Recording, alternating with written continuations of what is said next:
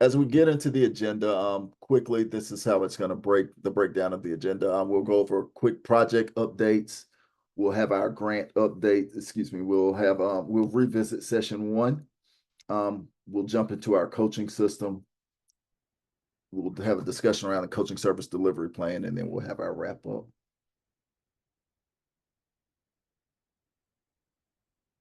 All right. So as we get into our update, something to consider, we're trying to get the district capacity assessments scheduled along with tandem of on-site visits. So to maximize the visits, we're trying to schedule the DCA, which is typically around 2 hours. So we want to make sure that you have your um, district implementation team to be a part of that. So again, the district capacity assessment measures the district's capacity to implement an innovation. Um, our goal is again to come there to work on that district capacity assessment, and from there you can determine, create the action items for improvement around our capacity to implement an innovation. And then within that, we can kind of build out what you'd like for your on-site visit to look like. Are there things that you'd like for us to share that you'd like to share with us, things you want us to see, or is there additional planning that you'd like to engage in? So again, it's really your time. So we want to try to build all that together in a block so that it's very cohesive and works for everyone.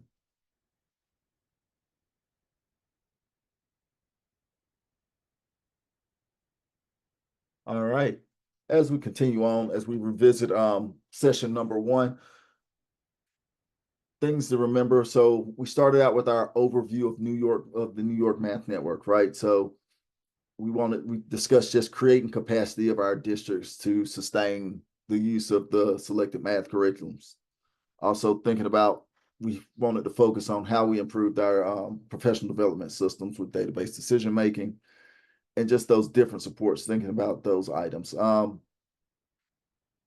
we think about our link team structure, thinking about our leads to our core team and our district teams. How do we communicate with each other? What do our feedback loops look like?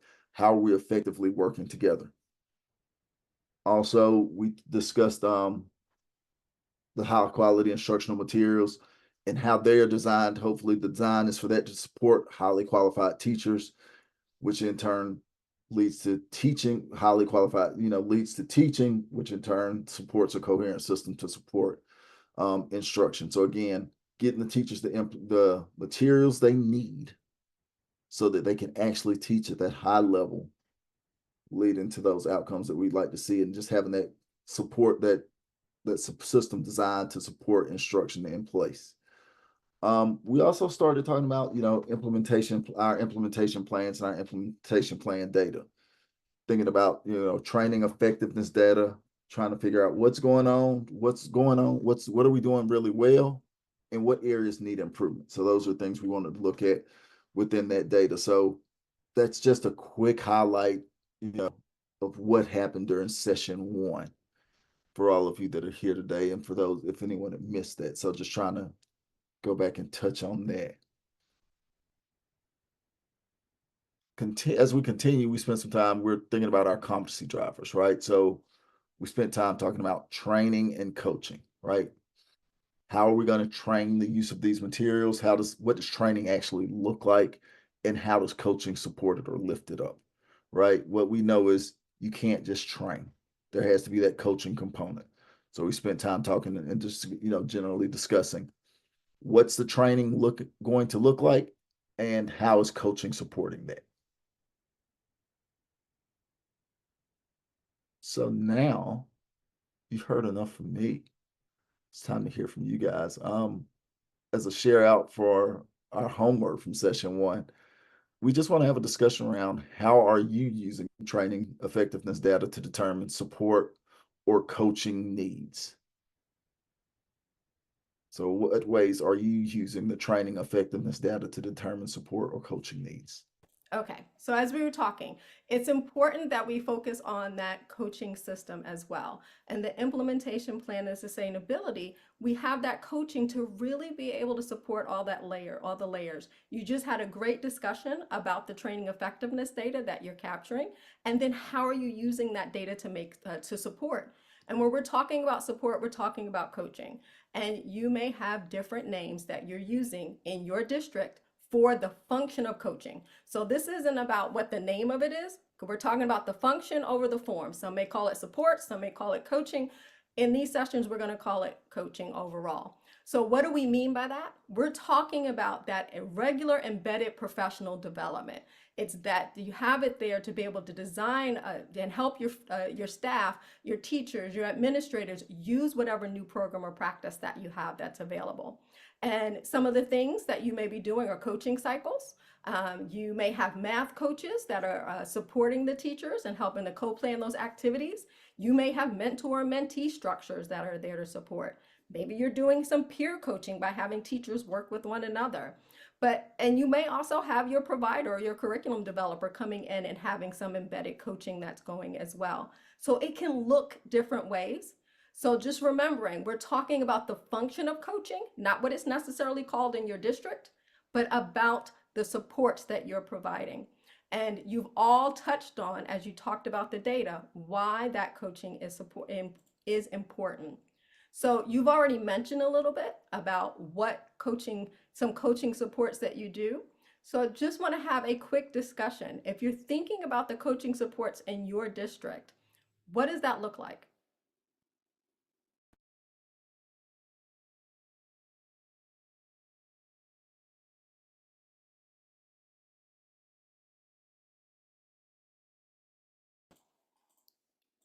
Okay.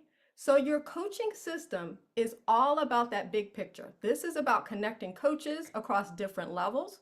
So whether it's the district supporting a PLC, that's part of your system. Whether it is the PLC, then supporting, having that individual supports and teachers.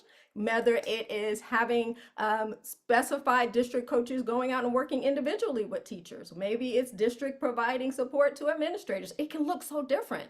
So coaching system doesn't have to all look the same in every district, but it's all about having some kind of consistency with all of the supports that are being provided, laying that out, making sure you're providing clarity of what coaching should look like, and making sure that there is communication loops that are going forward.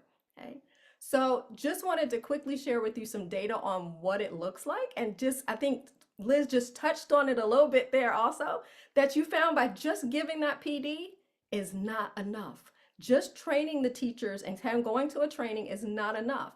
So what we see is if you just have what our general practice and outcome look like for our teachers and our students, if the teachers aren't getting specific coaching after that PD session, okay?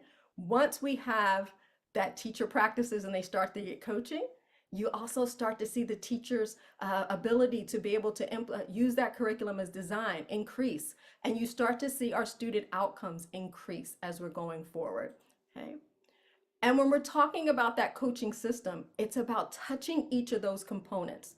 It's about touching each one. So part of your coaching system is you have a learning partner, for instance, you have NERN, who works with the core team and the math leads to be able to provide some coaching there. Then you have your core team that's working with district implementation team. So you do have that component there. Just as the core team really starts to help make those decisions, to make some next steps, they coach the district team on what needs to be done next. So whether you then have that district team or members of the district team supporting administrators, they may be supporting instructional coaches, they might be supporting PLCs, it may look different in each district, but it's about supporting those teachers to make sure that our students at the top of our cascade, because those are the ones we're trying to make the biggest impact, are there. But then also seeing that loop of making sure that what the students are doing is getting back to what we look at what the students are doing and what that looks like at the classroom level, what it looks like at the school level, what it looks like at the district level, to help make the decisions and get that feedback going through.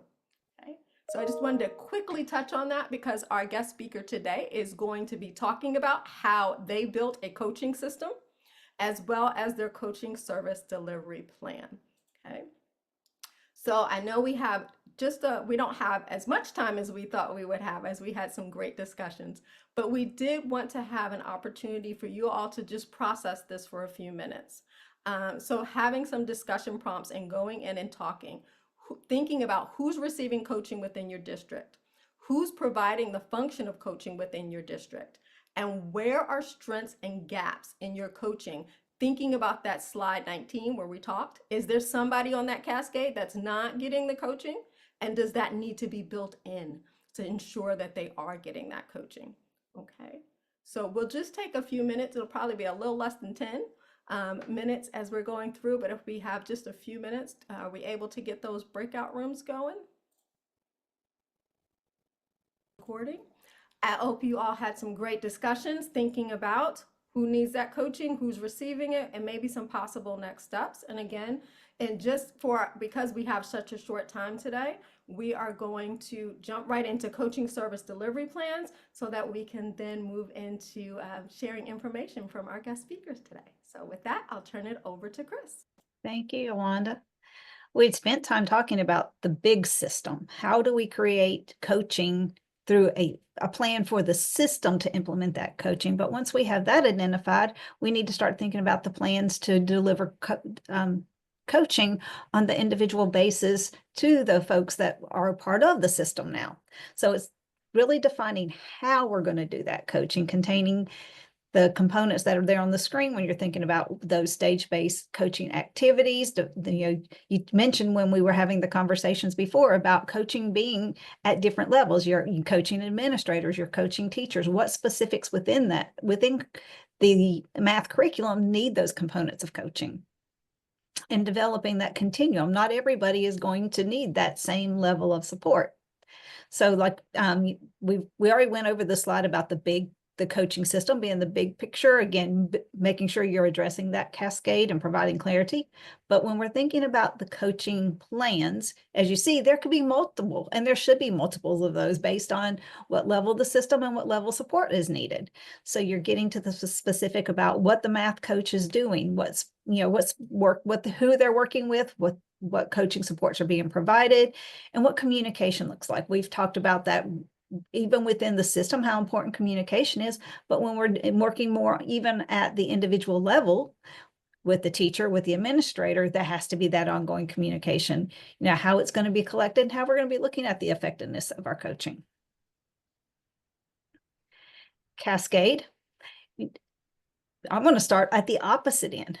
We talked about in that conversation about how important it is for teachers to experience the curriculum to really know where their needs may lie. So working with the observations, collecting that data so that the instructional coaches can provide that direct targeted support. But instructional coaches need that support as well. How are we ensuring that those coaches get the support they need to support coaching with the teachers? And that has to be a link with the district because that involves our PD folks and our our finance folks. So how are we making those connections so that we're ensuring that we have that the district level support for our coaches and our core math team supporting the district team and all levels in providing that specific coaching? All right, I am going to turn it over to Rebecca. Thank you very much, Chris. Greatly appreciated. Today we have some guest speakers here with us from Freeland Community School District. We have Renee Wolf, the Assistant Superintendent of Teaching and Learning, and Jamie Bain, their literacy coach and instructional coach. And this district in particular has been working with NERN since roughly 2018, I think, Renee. Has it been that long? In some capacity. And I adore this district. Over the summer, they have worked so hard over their coaching system and their service delivery plans that we thought it would be a benefit for you all to see it in action and what it actually looks like at a district level versus us sharing theoretical application. We do have your video, Renee, and I know you need to hop off. Would you two like to introduce yourself? And then we can either show your video and you can give some insight before we do that. Yeah, I might have to hop off in the middle of the video. We'll see. I'll try and stay on as long as I can, but I have a 1 o'clock meeting that I got to prep for. Really, the video just starts from the beginning, and I tried to keep it as short as possible, but it still is 15 minutes long because we've been working on this since 2018. And so going back to the 2018, we signed on with the state to do some work with implementation science, and we had no idea what we were doing. Literally, it was like we were experiencing something new, that like a new language that we had never never experienced before. And it was very overwhelming for the first couple of years. And we kind of just kept doing whatever they told us to do without actually understanding any of it. And so we persisted throughout COVID. And so we were even able to manage to do the DCA and TFIs during COVID and continued to commit to this work. And I think that we're finally at this point seeing some of the payoff. I think the other thing that I didn't talk about in the video that really helped me, just as like a little plug, is doing the micro-credentialing program that NERN CSEP has for implementation science. I will be honest with you, I've had to pause. I'm in level 3 right now, and I've had to pause because of some positional shifts that have taken place in our district and just some added responsibilities I have. But my intent is to get back into that space. But even just working through the first 2 levels of the micro-credentialing, the amount of information you gain from that is invaluable and really helps to continue to have a COP, a community of practice of people, folks that are working on this as well, and helps you grow in your own knowledge of this work wherever you're at. And so I don't mention that in the video, but that on the back end for me definitely helped me make some of this work more operationalized and more like accessible, because sometimes it just does not feel very doable at the local level. So, but I think we made it happen and I'm feeling pretty good about it. So Jamie, you want to say anything? I would just have to reiterate everything. I came into the coaching position in 2020. So my first year of coaching was in the midst of COVID. And since then have gone through some transitions with curriculum directors and curriculum focus. And really, I think just starting it from ground level and just building it up has been a journey in itself. And I was just talking to Renee, like this year, this is my 5th year as a coach. And it finally feels like I'm getting my coaching, ground settled and just getting into some bigger things now. So. And I think one more thing is like just background for the testament of this work and to better understand our district. In the last 10 years, we have had 4 different curriculum directors impacting our district. And so we have a really high turnover in terms of our position for like anything that's impacting systems, instruction, coaches, curriculum directors. And so I came in just over a decade ago. There was somebody right before me who might be on this call. And really, I then took a pause during 2020 and someone else took over and now I'm back. And so it's not like this has been like the same people leading this work. We have had 4 different sets of eyes on this over the last decade and have continued to persist in spite of that, which just shows to me some of the value of this systems work. So I think we're ready. All right.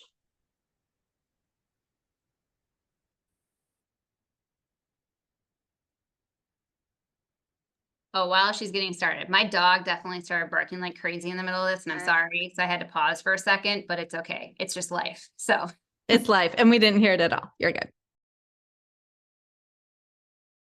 all right, hello. My name is Renee Wolf. I'm the Associate Superintendent of Teaching and Learning in Freeland Community School District. And on this slide, you'll see my 2 instructional coaches, Jamie Bain and Dawn Meitler. Jamie is hoping to be able to pop in today at some point to do any questions and answers that you might have. She is our most longstanding coach in the district as well, and will be able to answer lots of questions about our coaching journey. I'm also planning on coming in at some point during your afternoon together, if I can, just to be able to answer any questions that you might have. So we're excited to talk to you a little bit about our coaching system and really how it's evolved since around the 2017-2018 school year. So where we began, we signed on with our state, Michigan, to do what's called the Transformation Zone back in 2017-2018 school year.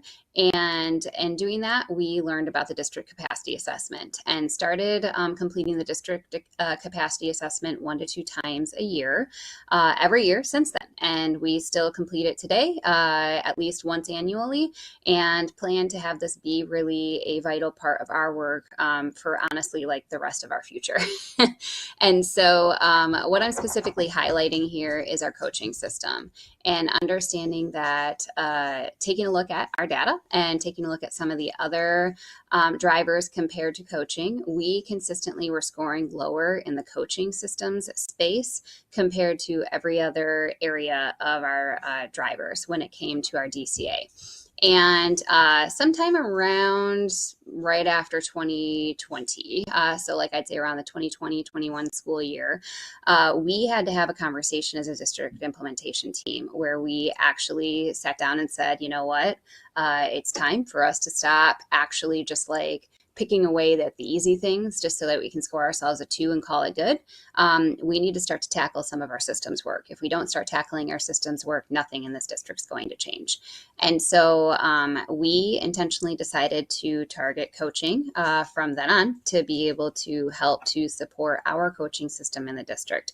And as you can see from the last 3 administrations, we have jumped significantly in our scores on the DCA and hopefully continue to grow in that space in the years to come. I just want to point out some scale scores as well from our DCA because I think it's important to look at this. In every other area, organizational leadership, data systems, and even our total, we have like an ebb and flow that continues to happen over time, where as we learn more, we might dip down in our scores and then we'll feel really good the next round, and so on and so forth. And I anticipate that'll continue for us. But in the area of competency, you'll see a steady growth over time from 2018 when we did our first administration. I think it's important to look at this because competency only grows when you have a supportive coaching system. And I feel like this competency piece has grown really primarily because of our coaching system. And so I think that's just really important to see in visual before we get started with what our coaching system looks like and how we got here. So this slide is something that we introduced to our entire staff this year. We walked them through our coaching system, where we're at right now and what we've been working on. And I'm going to walk you through some of that as well. I'm going to start with actually where we started with this work. Probably about 2 years ago, we started working with an outside consultant with NERN-CSEP to be able to really focus in on what do we actually want our coaching service delivery plan to look like, and how do we want to best support our staff when it comes to this plan? My previous curriculum director and this consultant worked together to create a template that we ended up using and finishing up last year to be able to roll out to staff this fall. And we're really, really excited with how it's going. So I'm going to walk you through all the components of that so you can see what it looks like and the work that we had to do to be able to get to where we are today. So with that, we started with really coming up with our priorities. I only have 2 coaches in the entire district, so I have 2,100 students in the district and probably well over 200 staff that my coaches could support at any point. And we have 2 coaches. These are 2 instructional focused coaches, and then I would consider myself and anyone else in our district office space as our systems level coaches. So that's one of the first things we had to do is flesh out the difference between an instructional coach and a systems level coach. And so we do have those roles pretty clearly defined now. And these 2 folks that we're going to talk about today are our instructional coaches. They are both K-12. However, one of them does live in the world of K-6 predominantly. The other does more of all the K-12 work.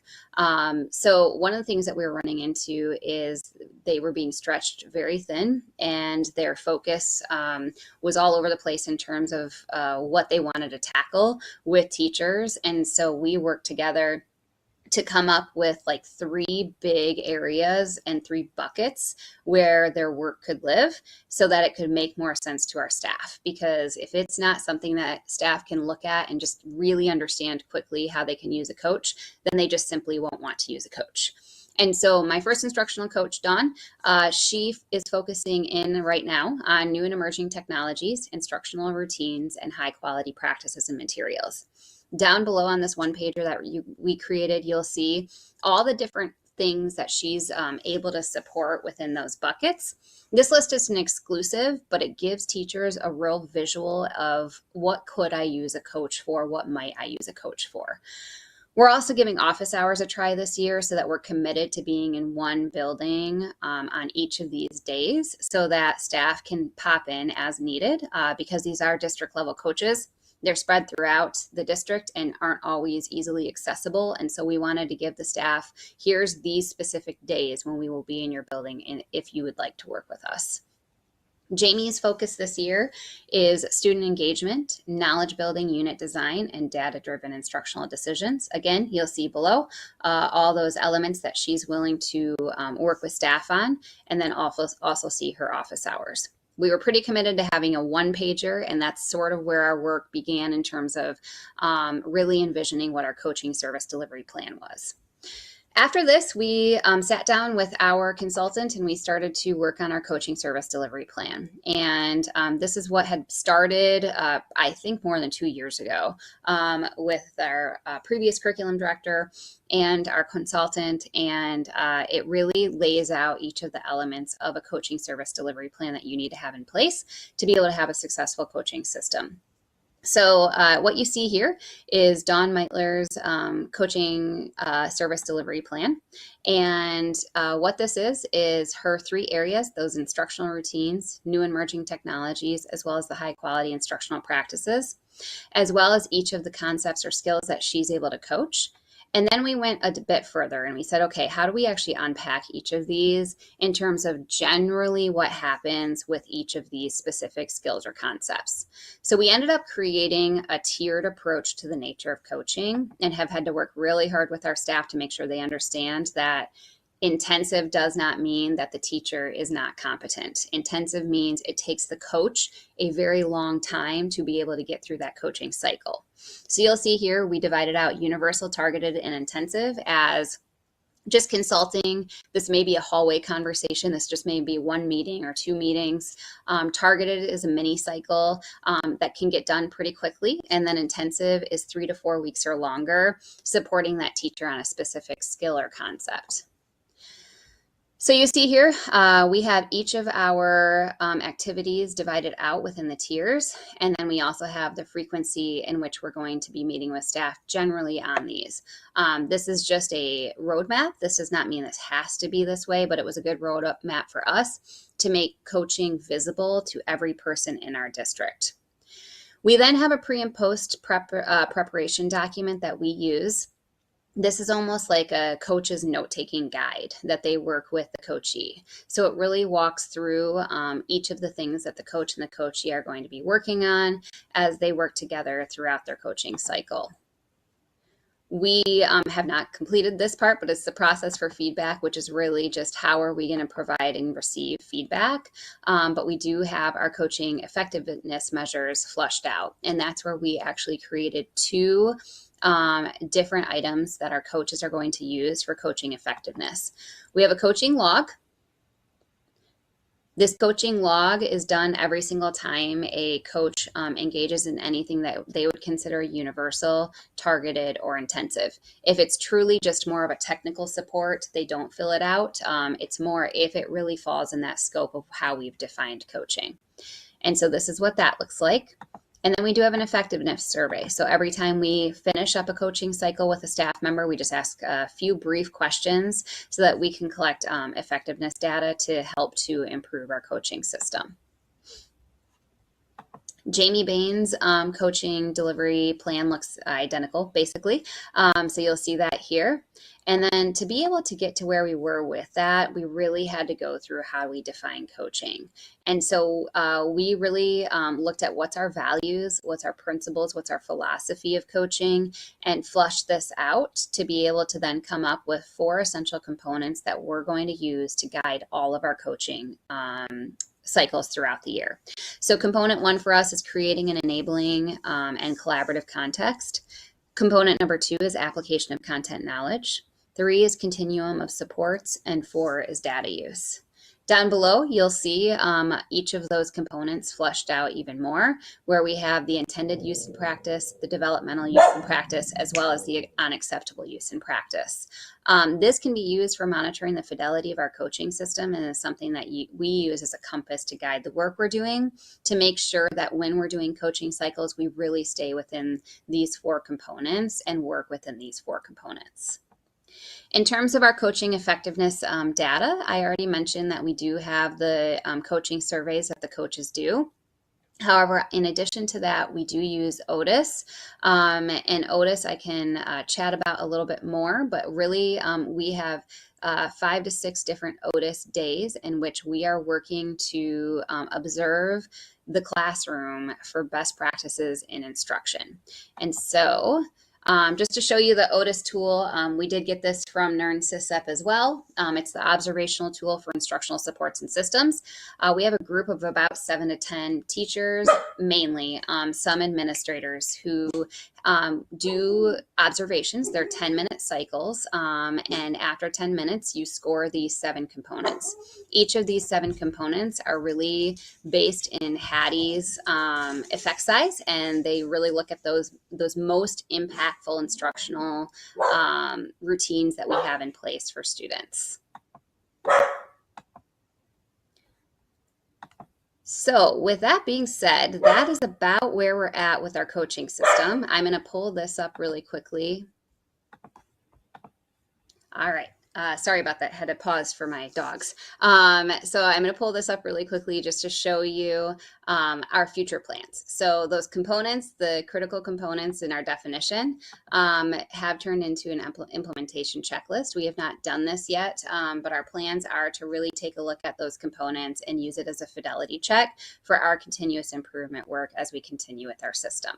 So that's a lot in that Google Sheet, but there's other things that I'm just really excited about that I wanted to make sure to showcase. So we in our district struggle a lot with communication planning, and when we're developing communication plans, we feel like we always are missing critical perspectives, stakeholders. People just do not think we communicate well in Freeland, and so we're constantly working on that. And we do have Canvas as our learning management system. And so one of the ways in which we communicate through our coaching system is through everything I just showed you, but also our instructional coaches built a Canvas page that they use as an access point for any teacher that wants any supports in the area of coaching. This is still in development, but is going really well. And one of the other layers that we have done for communication is we have purchased our coaches a SMORE subscription that we then embed into bi-weekly emails to our staff, one focused on literacy and one focused on instructional technology. So Jamie's is the literacy link, and so this is an example of what her SMORE might look like to staff, and then we house those all in our Canvas page. Dawn does Tech Bites, and so again, this is an example of what that looks like each time it goes out to staff. Frequency is something we're still trying to figure out. We've toyed around with monthly, bi-weekly, weekly. We know staff get a lot of emails, so we're trying to make it easy access that's frequent enough to look at, but not frequent enough that it's annoying. And then right here are some of the projects that we're working on. So you'll see that Jamie really is supporting each of these areas. In the area of math, this is some of what Dawn is supporting. We have some work happening on building thinking classrooms with thinking routines. And then we are deeply engaged in a Michigan Department of Education project called FAME, which is about the formative assessment process. So these are each of the FAME teams that the coaches run. And so that is really the gist of our coaching system and where we started, which was, as you can see, sometimes even scoring at a 0, to where we are now, which is growing in our competency overall. And I have to say that that's primarily because of how we've set up our coaching system. So hopefully I can stop by in a little bit to answer any questions that you might have. Jamie will definitely be on at some point, and thanks so much for listening. And please, contact me if you have questions. Rebecca should have my contact information, and I'm happy to connect with any of you. Thanks so much. Bye-bye. All right. Thank you so much, Renee, for recording that, because now we can also share it out Yeah. and use it as an ongoing example. But at this time, what we thought we would do is we would give you all an opportunity to ask questions of Renee. And Kelly, I saw your question about the size of the district. We have seen this replicated in districts your size as well. Renee they were just on top of mine. I thought they did an excellent job, but so now we're just going to go ahead and open it up for conversations and questions or thoughts or reflections.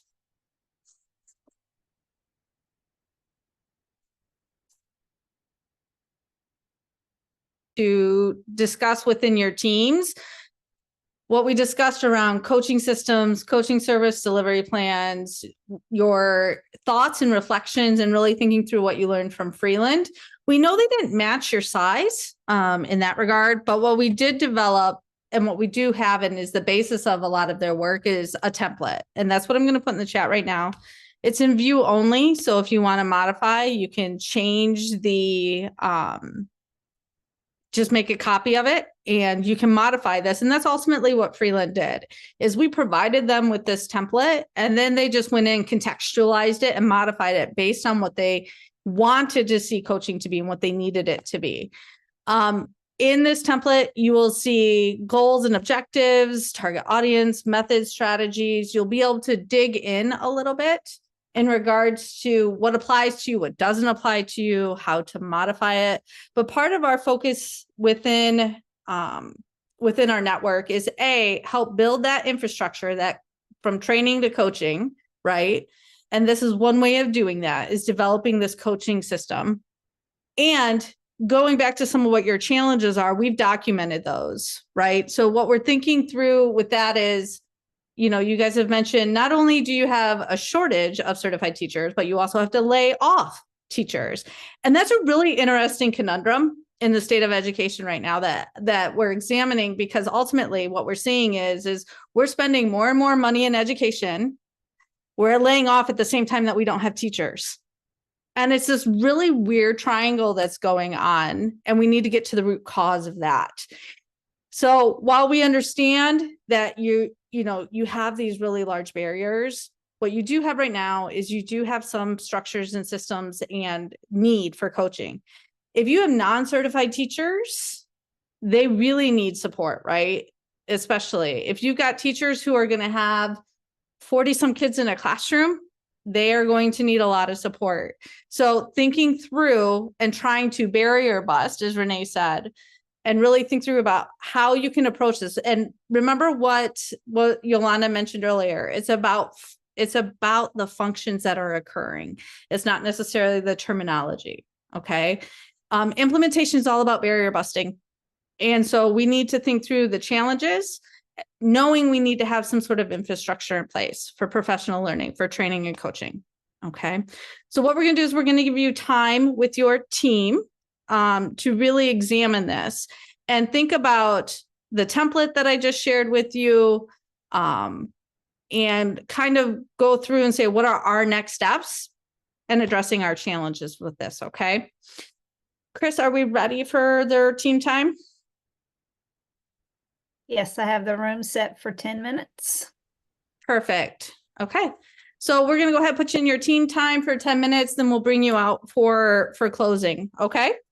I'm going to drop the questions that were on the slide to help guide some of your conversation in the chat real quick before I open up the room. We have a couple minutes here. Yolanda, are you closing us out? I am closing us out if I can figure out how to share and get this back up quickly. But I will just say, Rochester, don't discount the great things that you are doing as we're going through. All right. So as we are wrapping up, just wanted to let you know that we have 4 scheduled core team members for our core team members to attend the 4 quarterly network sessions. So our next network session will be on Wednesday, February 5th, from 11:30 to 1:30. Feel free, and I'm glad to see, that we have great representation here. Feel free to also, reach out to others on your district implementation team if you'd like them to come to that as well. All right, so our next thing that we asked you to do, and that's why we always want to make sure we have a few minutes before we end, is just as we were talking about that coaching effectiveness data, we like to make sure that we are also gathering information about these sessions and getting feedback from you all. So we're going to ask you to take a few minutes in these last couple of minutes to go ahead and fill out our session feedback as we're going through.